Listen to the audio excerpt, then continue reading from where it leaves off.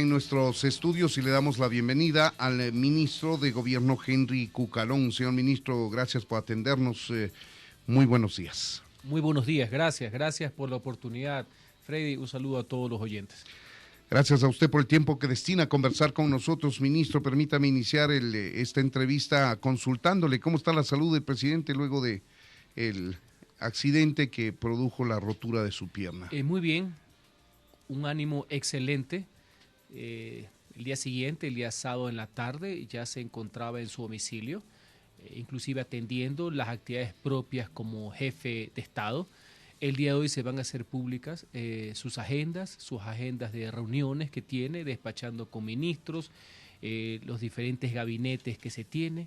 Mañana, por ejemplo, atenderá al senador Marco Rubio, y hay una serie de agendas que inclusive vamos a tener que trasladarnos también para poder trabajar junto a él. Yo lo he visto de muy buen ánimo, con todas las ganas de seguir avanzando y trabajando a favor del país. Ha sido casi ambulatoria la cirugía a la que así se sometió. Así es. Ahora, ministro, ¿esto quiere decir que el presidente va a seguir despachando normalmente a partir de hoy?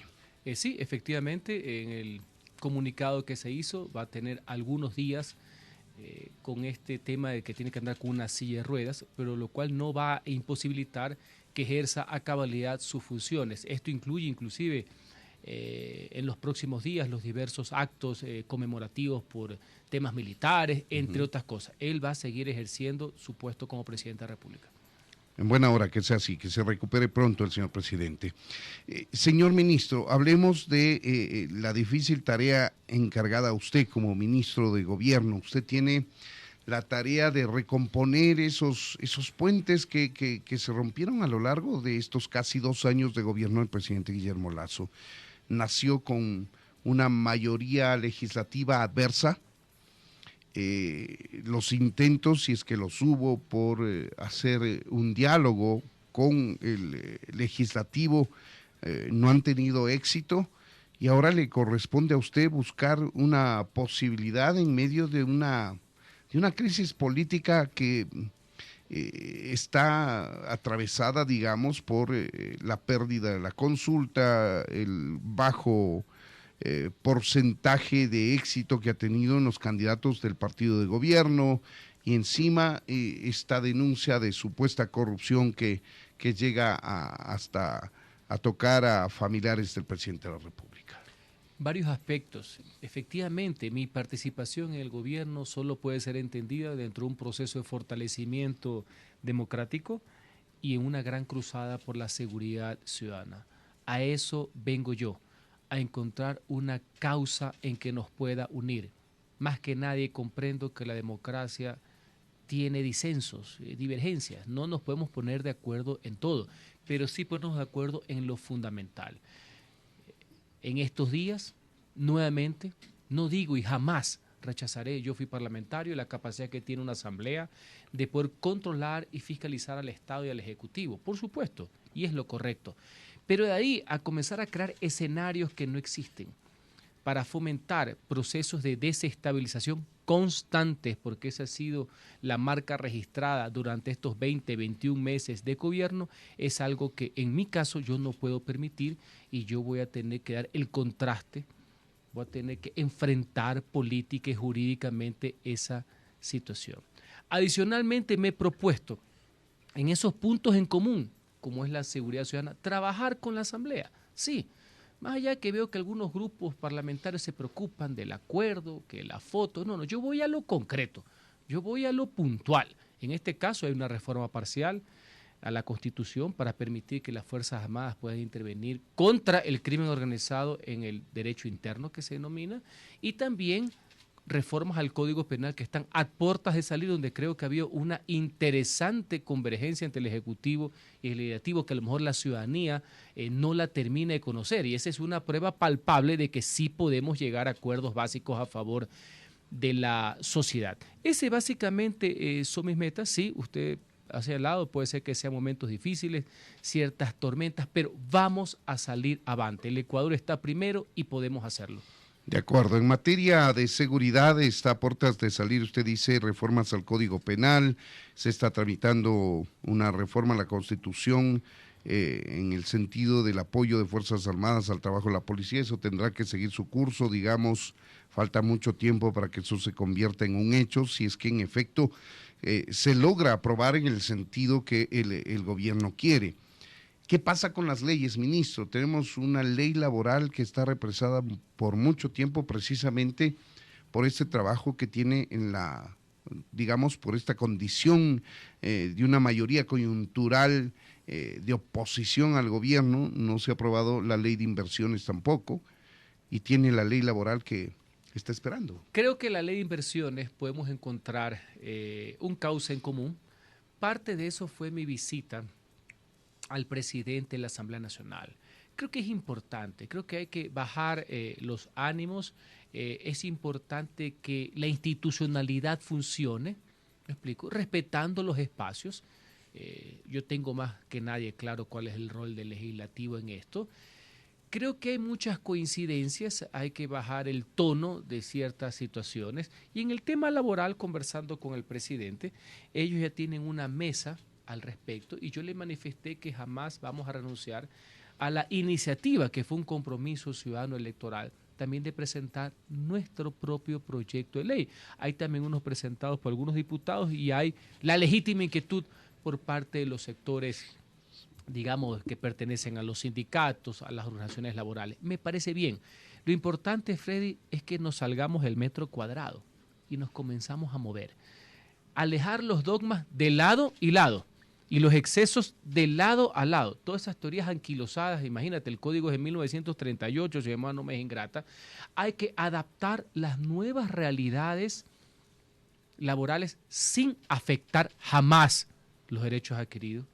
El hecho de que se pueda avanzar e identificar nuevas modalidades jamás puede constituir regresión de derechos.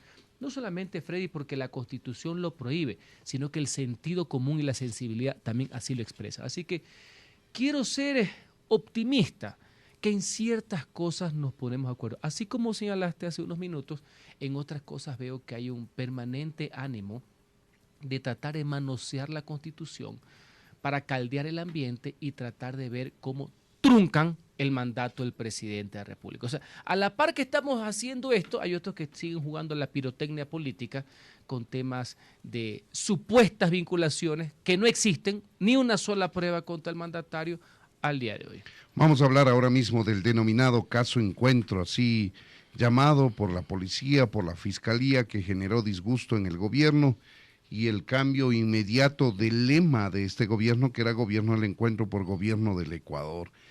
En la Asamblea se dio 10 días más de plazo, o le dio 10 días más de plazo a esta comisión especial que investiga el denominado caso Encuentro, que tiene como misión, pues, encontrar los argumentos, imagino yo, para que se enmarquen en la causal de la Constitución que permita llevar a cabo un juicio político, porque la muerte cruzada de iniciativa desde el lado de la Asamblea, esa bala está disparada y ya no la pueden usar.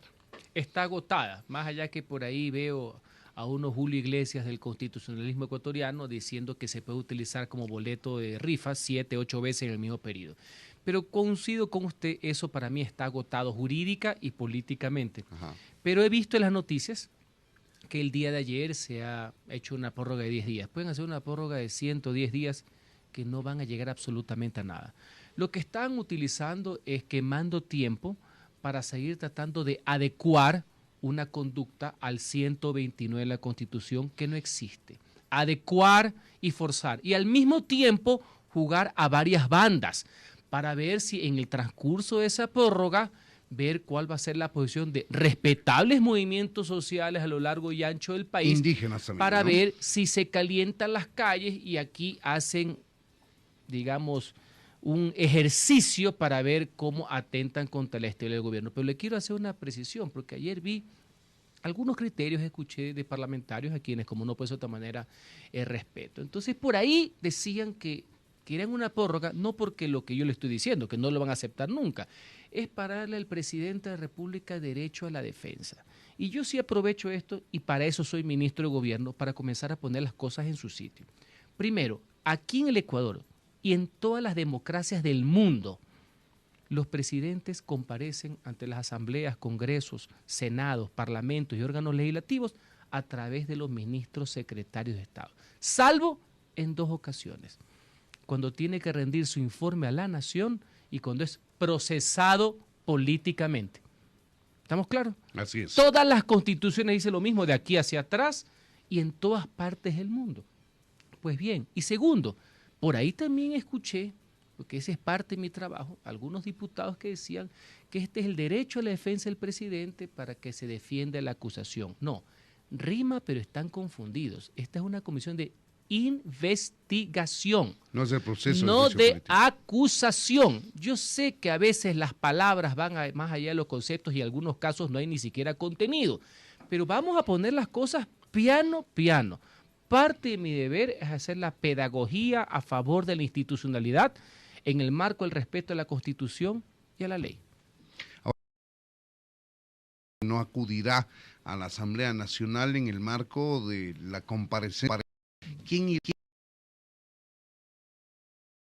en nombre de él? Varias veces lo han convocado y varias veces porque yo tengo ya algunos días del ministerio, contestado los mismos y será invariable el tema. Pero como le estaba manifestando Freddy, no es por ningún capricho, es porque así establece la Constitución, la ley, de toda la vida.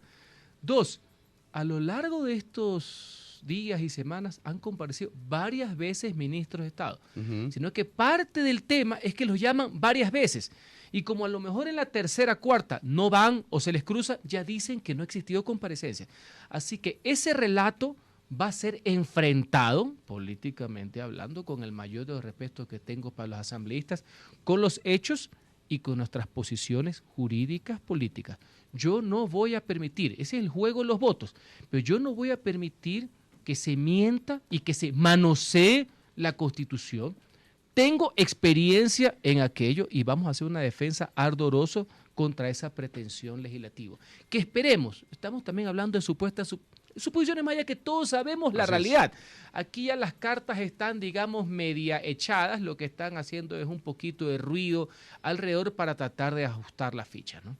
Ahora, señor ministro, el presidente definitivamente no va. Las comparecencias de los ministros serán a cada rato a nombre del Ejecutivo en su conjunto, digamos. Y más allá que hay algunos casos que no tienen relación absoluta, pero yo quiero también reflexionar sobre algo. Lo dije a un principio, yo no niego, es más, yo apoyo. Esa es la labor de un parlamento. Tienen que controlar y tienen que fiscalizar. Y ojalá que el resultado de la investigación, que no sea un copy-paste de los WhatsApp de todo el mundo, ni de lo que ya está en la prensa, sino una labor de investigación de avanzada, pueda servir de insumo para que los casos focalizados que se puedan o han encontrado sirva para que la Fiscalía actúe. Yo como ciudadano estoy a favor de eso, yo como ministro del gobierno estoy a favor de eso, el gobierno está a favor de la transparencia y está a favor que no exista impunidad alguna. Lo que yo no estoy de acuerdo, y ese es parte del debate, así es la democracia, es que intenten inventar, generar, crear escenarios, adecuar situaciones a causales que están marcadas históricamente en el derecho político y constitucional ecuatoriano, como son el de traición a la patria, que ahora se llama delitos contra la seguridad del Estado, delitos de corrupción o de lesa humanidad. Así que yo no creo que hay que jugar Esas son las causales que establece el 129. Comas más, comas menos. Históricamente son las mismas y recordemos que va con un dictamen y ese, yo soy un crítico de la Constitución de Montecristi en algunos aspectos y en otros la reconozco. Ese sí fue un avance que tuvo la Constitución. Está mucho en el derecho comparado en otros países de que haya un dictamen del máximo órgano de interpretación y control constitucional como es la Corte. Adicionalmente, la institución que tiene mayor credibilidad institucionalidad del país como es la Corte Constitucional. O sea que hay un paso adicional que no sé si muchos diputados lo tienen claro. Ahora, señor ministro, lo que conocemos es que, o lo que se deja ver, el análisis político lo señala, es que esta arremetida política en contra del Ejecutivo es para forzarle a que él, por voluntad propia, ejecute la muerte cruzada. Quieren forzarle a aquello. Mire, creo que hay intereses difusos en esas personas que pretenden llegar originar desestabilización y tratar de aplicar figuras constitucionales, porque yo quiero ser muy enfático, cada vez que uno habla de esto, Yo he sido parlamentario, otros le dicen, pero ¿cómo puede ser desestabilización si estoy utilizando la Constitución? Yo ya me sé la respuesta, porque los he visto, han estado a lo mío. Los conozco como que si los hubiera parido. El hecho cierto es que lo que yo critico es que están generando el escenario, no la aplicación del escenario, por así decir.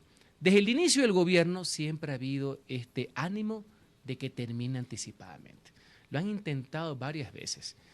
Para mí no es algo nuevo esta pretensión. Lo que yo considero es que eso no le hace bien al país y yo voy a superar el análisis del gobierno y del presidente Lasso. No le hace bien a la democracia que estemos jugando de esta manera. No le hace bien a los principios de libertad individual, no le hace bien al concepto de la igualdad ante la ley, igualdad de oportunidades, no le hace bien a un país que necesita recuperarse. Yo no digo que no haya protestas, ojalá que hayan. Siempre las protestas son un catalizador de movimientos sociales para mejorar. Yo no digo que no exista fiscalización, pero hay que ejercerla con seriedad y con racionalidad. Al país no le conviene el caos, la anarquía y la barbarie, solo porque unos, por respetables que fueran y por cargos que tuvieran, no quieren ver al presidente de la República en su cargo.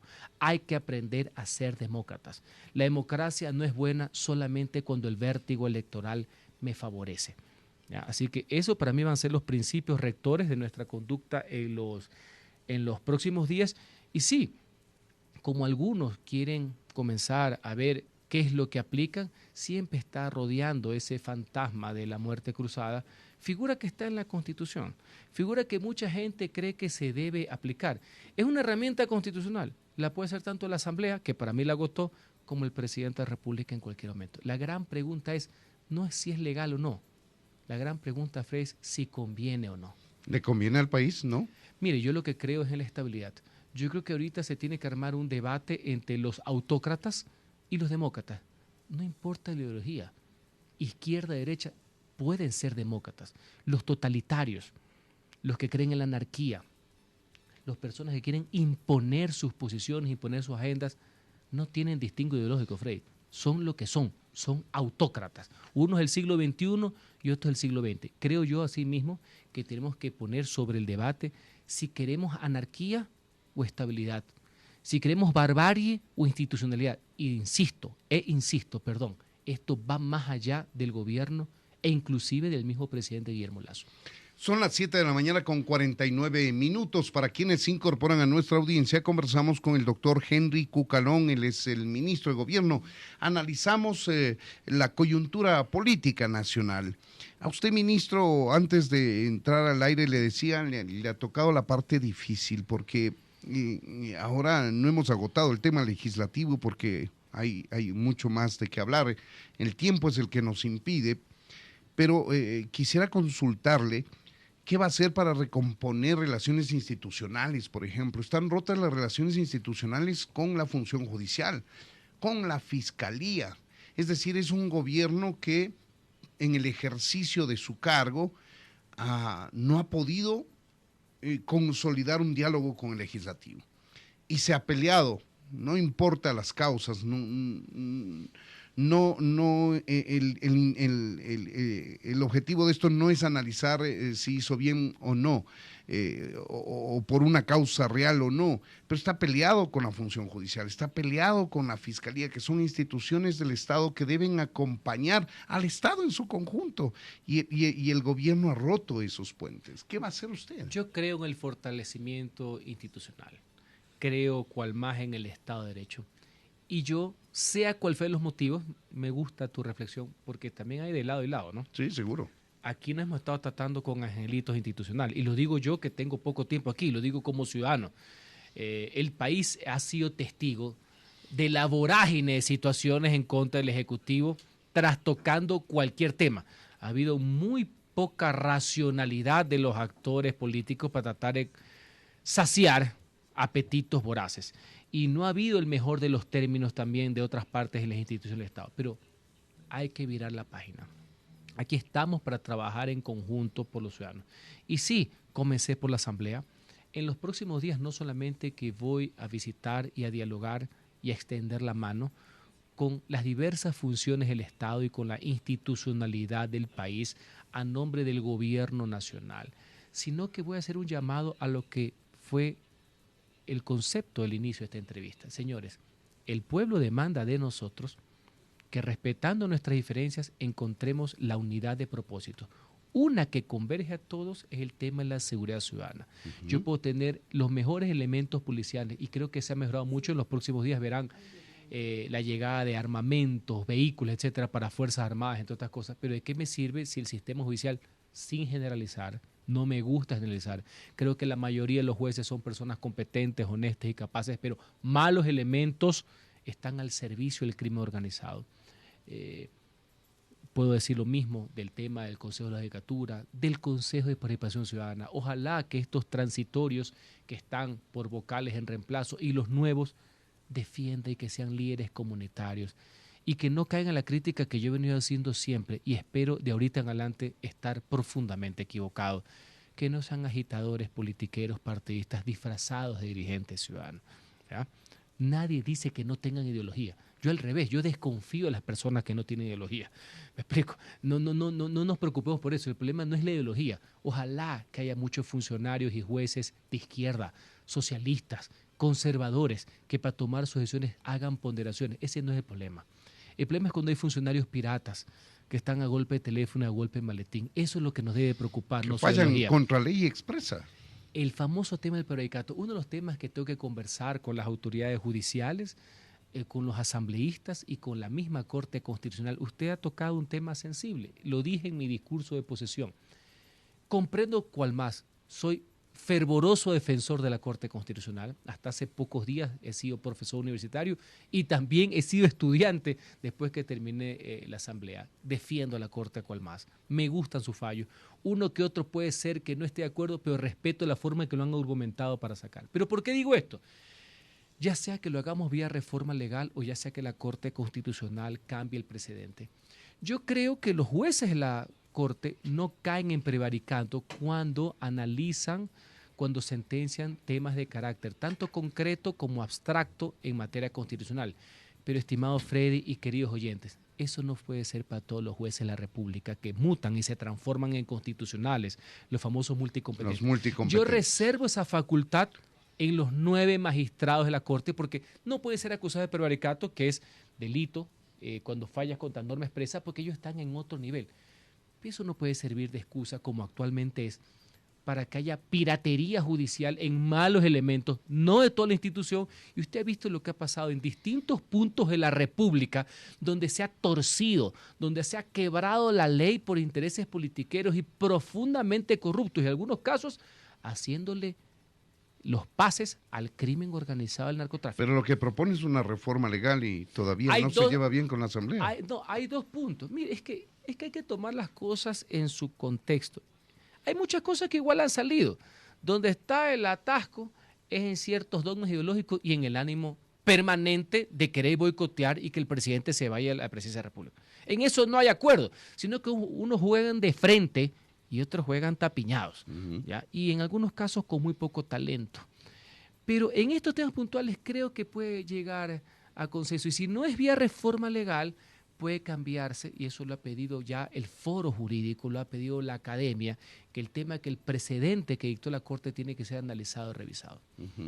Por jurisprudencia, dice usted. El precedente a nivel de la Corte Constitucional. Ahora usted sabe, todos los abogados modernos y todo el mundo, inclusive la prensa, no sé si se ha dado cuenta, este es un aspecto muy interesante, estamos viviendo un sistema híbrido, en donde convive tanto el derecho positivo, que es el escrito, la norma, con el sistema jurisprudencial. Estamos casi como en Estados Unidos. Yo soy abogado, usted es un periodista de larga data y usted se da cuenta que antes todo el mundo citaba normas.